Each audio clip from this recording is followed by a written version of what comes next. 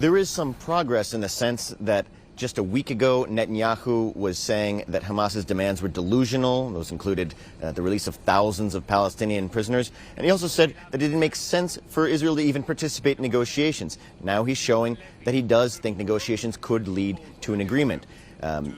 Egyptian state media said that the talks are resuming in Doha. But at the same time, we see Netanyahu saying that he's going to be asking for authorization to move into Rafah. This is the city that's pinned against the border of Egypt and Gaza. It normally has less than 300,000 people. Now it has about 1.4 million Gazans, many of them displaced and living in tents, crammed in.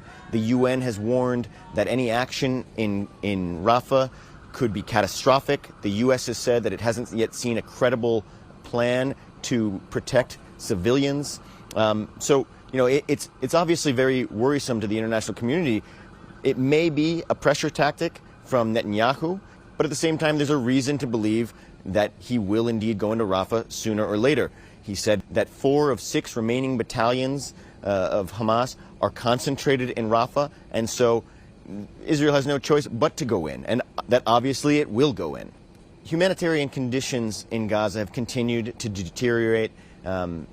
UN warned of looming famine, said it hasn't been able to make food deliveries in northern Gaza in about a month. At the same time, we know the World Food Program convoys have been mobbed by desperate Palestinians, and they've faced total chaos.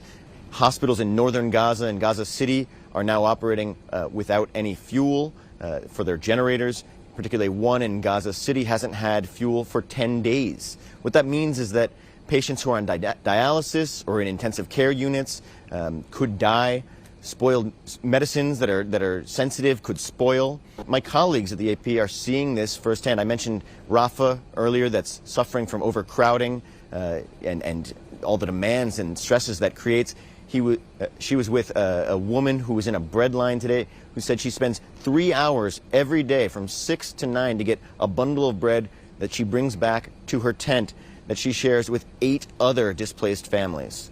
The colleague also went to a field hospital, the neonatal unit in this field hospital, and what she saw was truly disturbing. It was, instead of 1 baby per incubator, there were 3 or 4 babies in each incubator because there was so much demand. That's because the babies are getting viral infections from being in crowded conditions, respiratory. What the doctor told my colleague is that whereas that field hospital's unit was seeing 1 to 2 babies die per month, it is now seeing 2 to 3 per shift. David Biller with the Associated Press for CGTN in Jerusalem.